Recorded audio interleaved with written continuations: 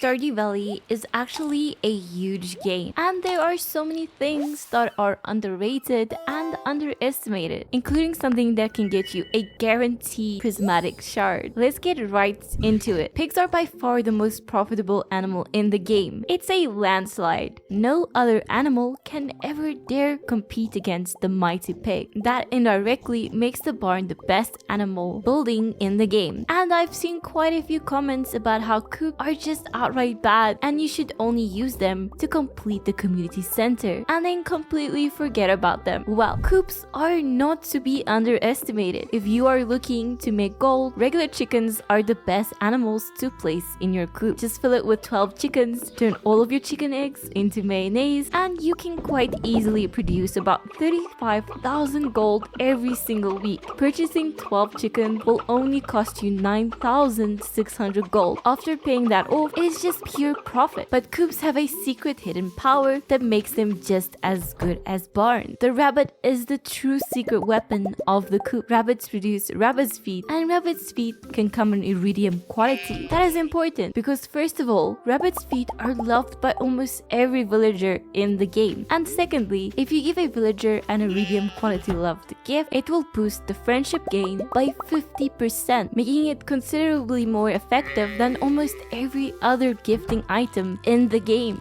Typically, we only use the trap bobber and the cork fishing tackle because those two are just the best when trying to catch fish that are hard to catch. Once you get used to catching fish, it is pretty easy, and we usually only struggle with the legendary fish or lava eels. But sometimes we want to catch normal fish, and that is where the barbed hook fishing tackle comes in. The barbed hook fishing tackle paired with the auto hook fishing enchant will allow you to automatically catch fish with absolutely no effort. Pretty cool, right?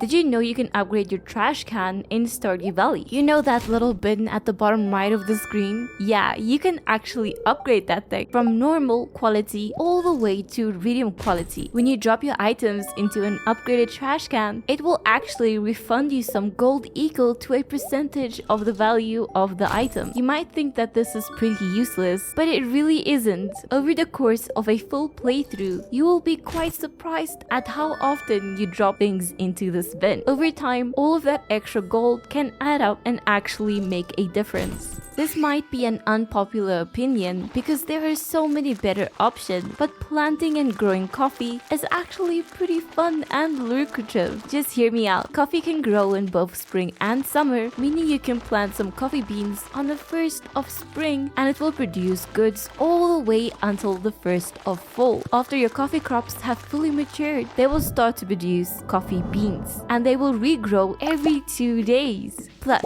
you can harvest up to 4 coffee beans per crop. Now, you might not want to harvest coffee beans every 2 days. That's where Junoma huts come in. Junoma huts paired with coffee beans are just the best. You can just plant the coffee beans on the 1st of spring with some sprinklers, a scarecrow, and a Junoma hut, and completely forget about it for 2 entire seasons. Come back on the 1st of fall with a Junoma hut completely stacked with coffee beans. Then you can turn it into coffee. I just like coffee, okay? Before we continue, here is a quick message from the sponsor of this video, Casetify. Casetify offers an impact and an ultra impact cell phone case that are made from 65% recycled material, and the packaging is 100% recycled as well. Their cases come with version 2 key technology that will ensure your phone is safe from a drop of up to 6.6 feet in an impact case and up to 9.8 feet in an ultra impact case, meaning if you drop your phone while playing Stardew Valley, you can just pick it up and continue playing without any damage or interruption. But let's give it a test.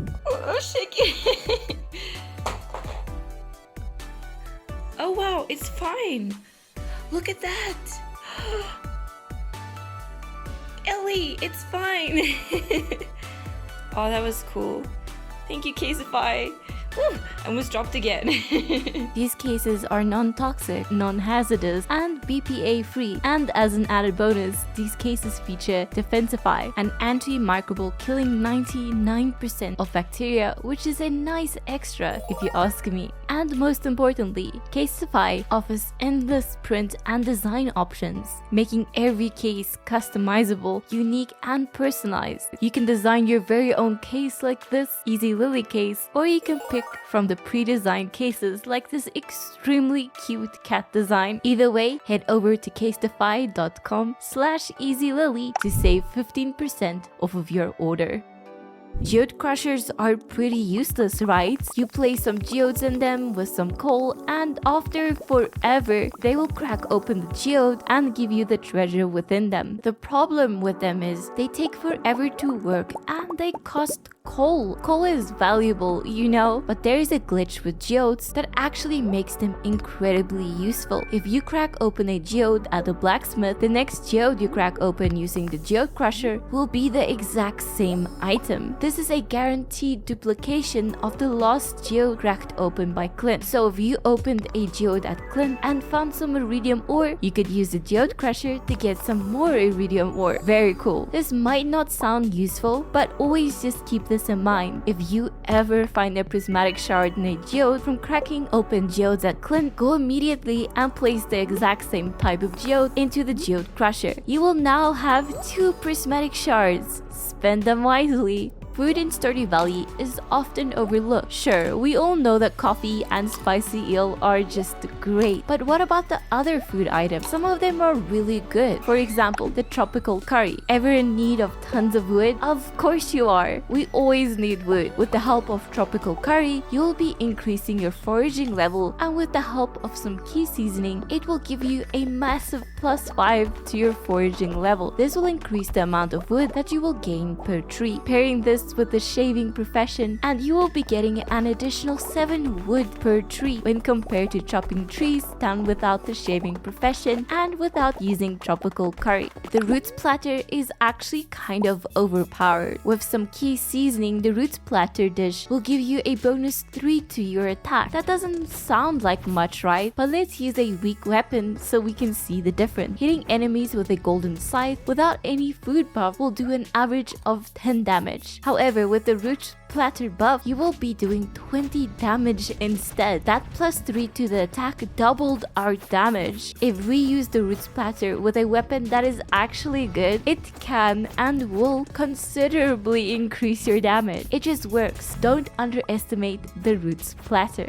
Fishing is hard, right? Luckily for us, we can just craft some seafoam pudding to drastically increase our fishing level by 4. But wait, there is a problem. Seafoam pudding is kind of hard to cook. It needs midnight squid ink, and a flounder. No need to worry. There is an alternative that works surprisingly well. And forgive me because I cannot say this properly, so I will just call it lobster soup. Lobster soup powered up with some key seasoning will give you +4 to your fishing skill. That will drastically increase the size of your fishing bar, helping you catch those tricky fish. Artisan goods sell for a ton of gold, but sometimes we can kind of get lazy and don't turn all of our crops into jelly or wine. This is where the food called the farmer's lunch comes in. Cooking a farmer's lunch with key seasoning will give you a very good +4 to your farming skill. Combining this with some deluxe fertilizer, and you will be harvesting iridium crops left, right, and center. Who needs wine when you can just sell iridium quality crop and make money fast? Winter is the worst season, right? Can't grow crops, we have so much free time, and we are basically just waiting for spring again, right? Well, no more. We have been underestimating winter this entire time. Winter is actually pretty great. First, you're going to want to collect as many winter forageables as you can find. Just walk around the world of Stardew Valley and collect some forageables. Then head over to the beach and get some of the winter forageables that are buried under the sand. Then turn all of your forageables into winter seeds. Out of all of the seasonal seeds, the winter seeds are by far the best because they can produce crystal fruit. I believe that crystal fruit are the most valuable forageable in the game, except for truffle, of course, because truffles count as forageables for some reason. Anyway, just plant your winter seeds around sprinklers and Genoma huts, and after 7 days, these will all be ready for harvesting. Next, convert some more of these harvested forageables vegetables into winter seeds, and then sell the crocus, snow yam, and winter root. These three are pretty useless, so just drop them right into the bin. The crystal fruit is where we will be making our money. Turn your crystal fruit into wine using kegs. Each crystal fruit wine will sell for 630 gold, which isn't too bad, right? Compared to not farming at all, you can actually make huge chunks of gold with crystal fruit. So you can farm during winter using winter seed. It's not great when compared to growing ancient fruit or star fruit, but it can still make a huge difference in your overall financial situation. Or you could just farm normal crops in your greenhouse or on Ginger Island. This last one is just so criminally underrated. I think it's time for this item to shine. I just don't hear or see many people talking about this one, the golden egg and the golden chicken. Golden chickens will produce golden eggs. These eggs sell for a ridiculous amount of gold. 12 golden chickens will make you an absurd amount of gold. So guys, if you have reached 100% true perfection, get yourself a golden egg, because that is the only way to get that egg in the game. And those are some of the underrated aspects of Stardew Valley. Hit subscribe if you enjoyed this video, but for now, I will see you in the next video.